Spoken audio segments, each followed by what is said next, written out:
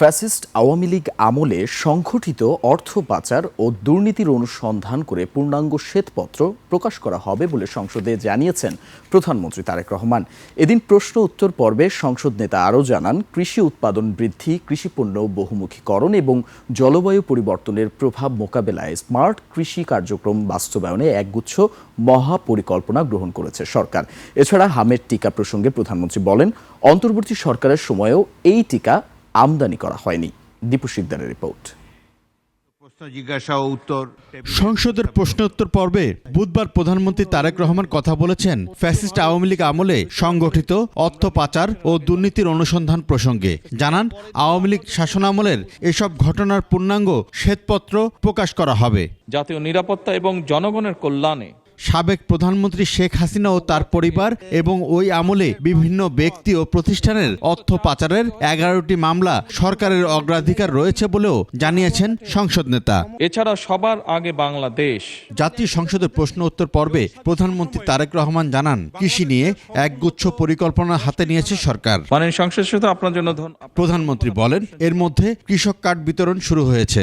এই কার্ডের মাধ্যমে কৃষকরা 10টি ভিন্ন ধরনের সেবা সরাসরি পাবেন। ওই নির্দিষ্ট কৃষকের কি পরিমাণ জমি আছে, সে কি ফসল চাষ করে এবং তার জন্য কতটুকু কীটনাশক ওষুধ দরকার, কতটুকু তার সার দরকার, কতটুকু বীজ দরকার, সেটি ইনফরমেশন আমাদের কাছে থাকবে। আমরা যে সকল দোকানে এই জিনিসগুলো পাওয়া যাবে, সেই দোকানে তার জন্য নির্দিষ্টভাবে বরাদ্দ থাকবে।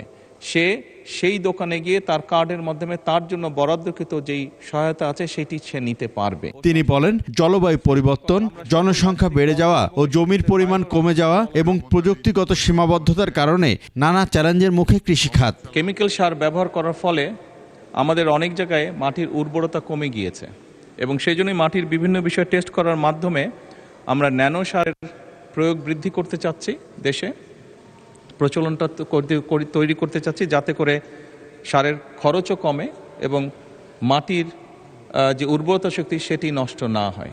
আরেক প্রশ্নের জবাবে জাতীয় সংসদে তারেক রহমান জানান, অন্তর্বর্তী সরকার হামের টিকা নিয়ে অবহেলা করেছে। দুঃখজনক, আমরা অনেকগুলো শিশুর প্রাণ ঝরে গিয়েছে, আমাদের মাঝে থেকে চলে গিয়েছে। আরও দুঃখজনক ব্যাপার হলো, আমরা যেই অন্তর্বর্তীকালীন সরকারকে সমর্থন দিয়েছিলাম দেশে একটি সুষ্ঠু, সুন্দর, নিরপেক্ষ নির্বাচন করার জন্য, সেই অন্তর্বর্তীকালীন সরকারের সময় শিশুদের হামের টিকা গত কয়েক বছর ধরে বিদেশ থেকে আমদানি করা হয়নি। ইউনিসেফের দ্রুত পদক্ষেপের কারণে দেশের 2 কোটি শিশুকে টিকা দেওয়া সম্ভব হবে বলে জানান প্রধানমন্ত্রী। অনেক কিট এসে পৌঁছেছে, খুব সম্ভবত একটি কিট দিয়ে বোঝায় 3টি শিশুকে টেস্ট করা সম্ভব হয়। দীপু শিকদার, 21 টেলিভিশন, ঢাকা।